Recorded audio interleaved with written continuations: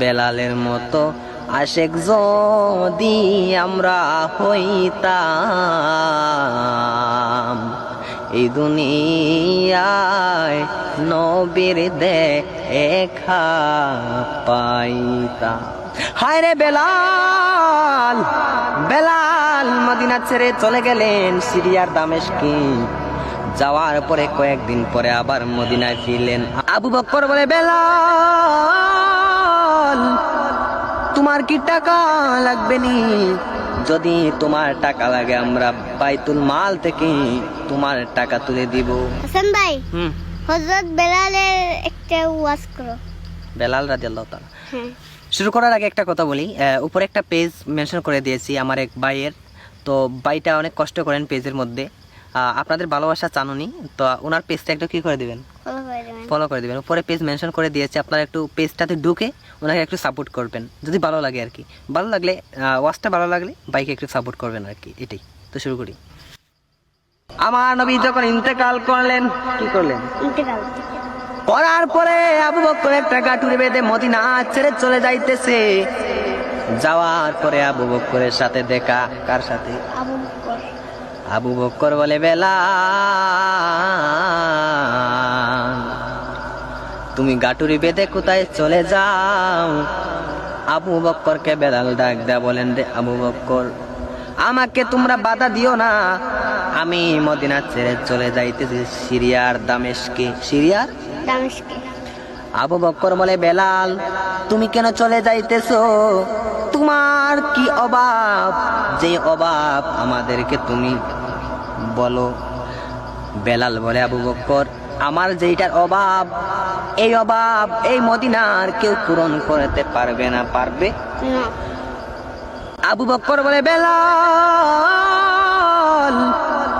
তোমার কি টাকা লাগবে নি?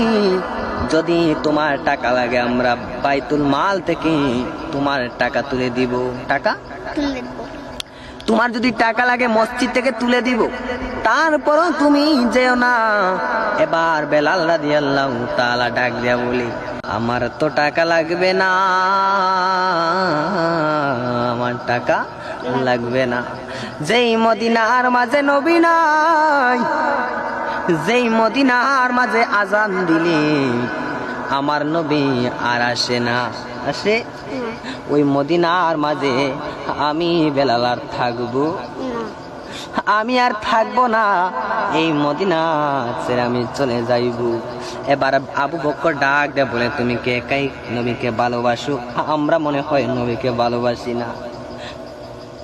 বেলাল বলে, আবু বকর তোমরাও নবীকে ভালোবাসো, আমিও নবীকে ভালোবাসি, সবাই ভালোবাসি, কিন্তু তোমরা যখন মসজিদের কাছে যাও নবীর রওজার পাশে, তোমরা যদিও সহ্য করতে পারো, ধৈর্য ধরতে পারো, তারপরও আমি বেলাল ধৈর্য ধরতে পারি না।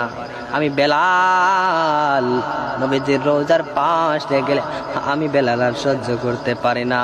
যেই মদিনার মাঝে আজান দিলে আমার নবী আসে না, যে মসজিদের মাঝে আজান দিলে আমার নবী আসেন, ওই মসজিদের মাঝে আমি আর কোনোদিন আজান দিব না, এই মদিনার মাঝে আমি আর থাকবো না।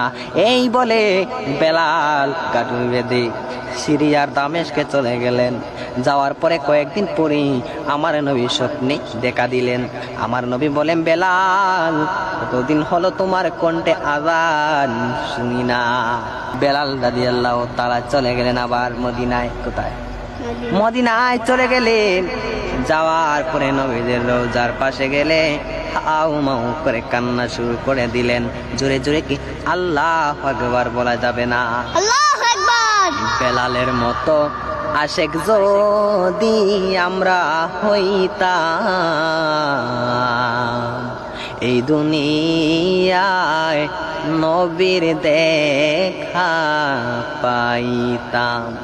বেলালের মতো আশেক যদি আমরা হইতাম, এই দুনিয়ায় নবীর দেখা পাইতাম। হায় রে বেলাল, বেলাল মদিনা ছেড়ে চলে গেলেন সিরিয়ার দামেস্কে। যাওয়ার পরে কয়েকদিন পরে আবার মদিনায় ফিরলেন। আমার নবী ফিরালেন। কে ফিরালেন? আমার নবী স্বপ্নে এসে হাজির হয়ে গেলেন। হয়ে যাওয়ার পরে আমার নবী তাকে মদিনায় যাওয়ার জন্য বলে দিলেন। বেলাল আবার মদিনা চলে গেলেন। জোরে জোরে কি সুবহানাল্লাহ বলা যাবে না? সুবহানাল্লাহ।